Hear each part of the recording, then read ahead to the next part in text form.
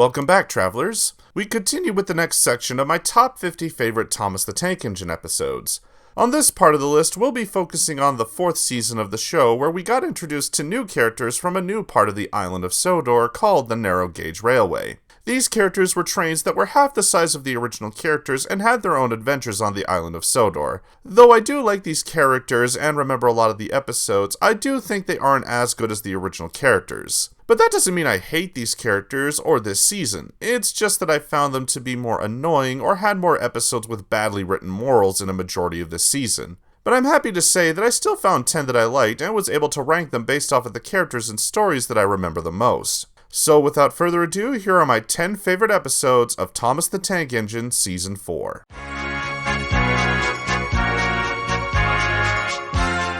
Number 40. Thomas Meets the Queen. Starting off the list is an episode that oddly takes place after the events of an episode from Season 1, but this is still an episode I have fond memories of.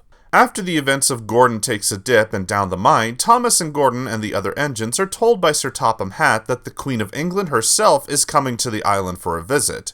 It's here where Gordon and Thomas make up and try to do better in their jobs, which leads to Thomas getting the coaches in order for Gordon to pull the train that carries the Queen. Like I said, this episode takes place after the episodes in Season 1, which I find weird that it took this long for the episode to get made, and feels out of place with how different the seasons look. But I still like it for the designs, the music, and how grand this episode was.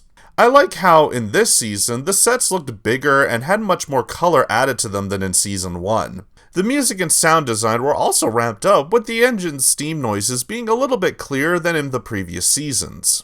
As far as the grander part of the episode, I do remember as a kid seeing someone as famous as the Queen of England being referenced in a show that, while I know was from Great Britain, was the first time I thought of a famous person being on a show as small as Thomas the Tank Engine. Again, being only 5 years old, I hadn't seen any famous people make cameos in the shows I was watching, so it was pretty cool to see someone famous in the first show I had ever seen.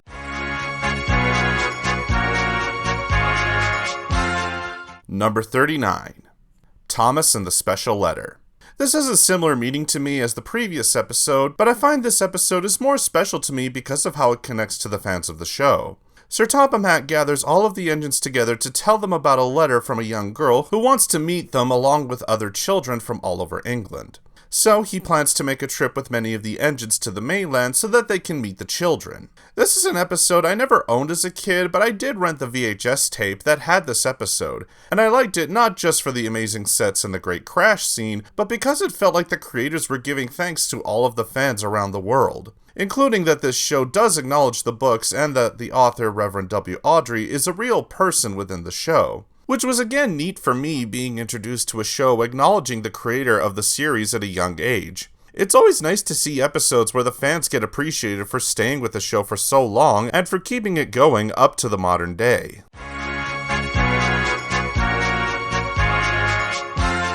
Number 38. Grandpuff, Sleeping Beauty, and Bulldog. These 3 episodes focus on the first 3 narrow gauge characters, and they really feel like stories you'd hear about a small town's local hero. Over the course of 3 nights, Thomas tells the story of Duke, Falcon, and Stuart, who would be later renamed as Sir Handel and Peter Sam, and their life on the narrow gauge railway that took place up in the mountains of the island, which led to their line being sold off, including the engines being sold off except for Duke, leading to a group of people looking for and finding Duke, and a short story about Duke saving Falcon's life. I think of these 3 episodes as sort of a look at the local legends and myths about Sodor and shows the growth of the island from its humble beginnings as an island that mined slate to what we older generations know the island of Sodor ended up becoming as a bustling island full of people and multiple businesses. I especially like and remember Bulldog as the story of how Duke saved Falcon from falling off a cliff when Falcon didn't listen to Duke about the dangers of the track they were on. I do wish that we had more episodes of Duke outside of the cameos he made in later seasons, but I think these episodes do show just how fun and heroic of a character he was.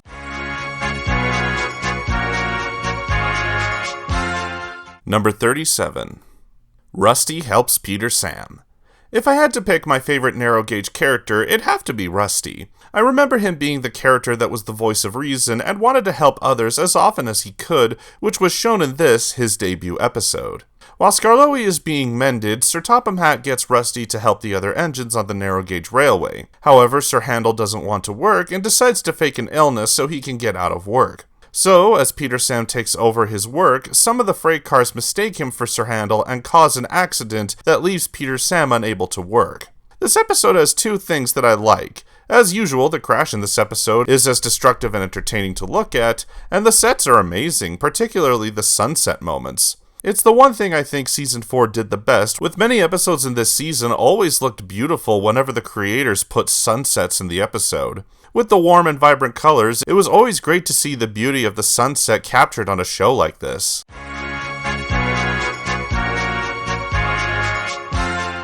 Number 36.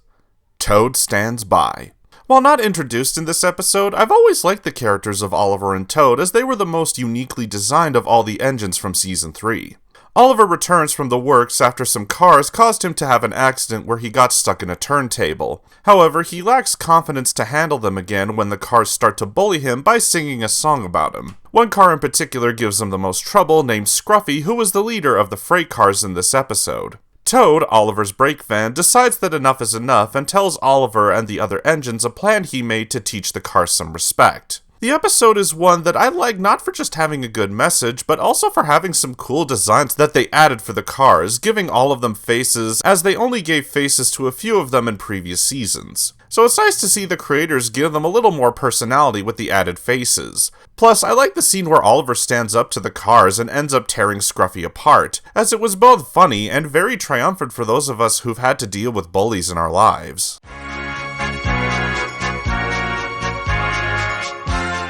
Number 35. Fish.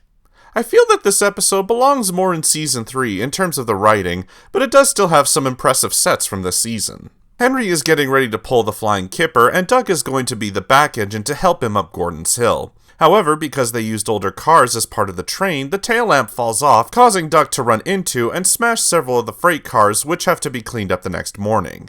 I feel like this episode was supposed to be released in Season 3, as I noticed that it has very similar writing to that season, rather than this season, which focused more on the world building of the island of Sodor. But despite the episode's weak writing, I do like it for the amazing set designs at the docks, as the creators once again made the sets feel large and busy with workers getting ready for the trains to move out. As well as having this set at nighttime, making it seem like the engines are preparing to go on a long and mysterious journey, which seems to be the best setting for any Thomas episode in my opinion.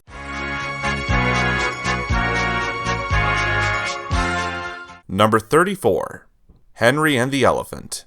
A classic Henry episode where he gets involved with some wacky hijinks. The circus has come to the island of Sodor, and all of the engines are excited to pull the train for the circus as they arrive. However, once the circus begins to leave, a tunnel becomes blocked and Henry has to take some workmen to unblock it, which it turns out to be a runaway elephant that the workmen take care of until the trainer comes to get it. The episode is one that I remember having a lot of comedic moments, specifically when Henry gets sprayed in the face with water by the elephant, and even a few suspenseful moments when Henry has to go into the tunnel and the workers get spooked by the elephant. Even though the humor might not be as good as other episodes, I do still love this episode for those comedic moments, and for being another great Henry episode.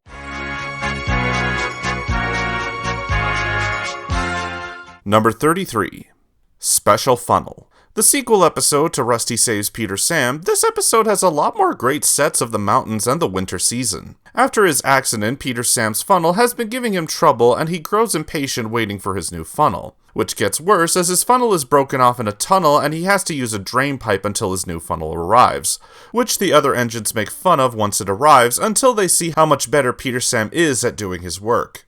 Again, I like this episode for the amazing sets and the great fall to winter transition settings. I think if Season 4 is known for anything, it's the beautiful sets and the atmosphere the creators were able to create for these sets. It's something I've missed from a lot of TV shows, as while I understand that these shows are expensive to maintain and keep up with the very fast-paced lifestyle we live now, is something we just don't see anymore. I feel like shows like this still hold up even after 40 years with how beautiful and creative the creators of these shows make them look, and this episode is proof of that with how great the transitions are.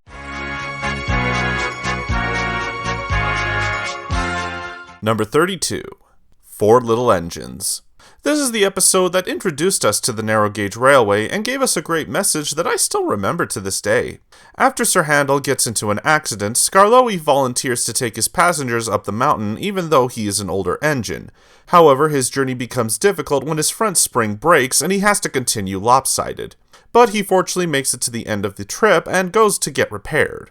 I like the episode because it reminded me of the Little Engine That Could story about an engine who other engines believe couldn't pull the train up a mountain because it is too small, but the engine proves the others wrong and pulls and delivers his train over the mountain. I do like both this and the Little Engine story because both have a great message that are inspiring to kids, as many, I believe, have confidence issues from people they trust and love telling them that they can't do anything. But I find these stories are what bring out that confidence by showing these characters go through struggles on their journey and that you can do anything, including finishing a difficult task, as long as you put your mind to it.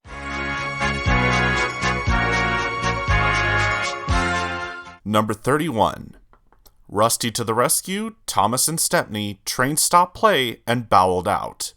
All of these episodes focus on my favorite character from this season, one who had a unique design and who I personally thought was cool as a kid, Stepney the Bluebell Engine. I won't go into the premise of these episodes because that would take too long, but I will say that each of them have something I like about them. The first being the set designs of the scrapyard and the moonlit backgrounds are gorgeous.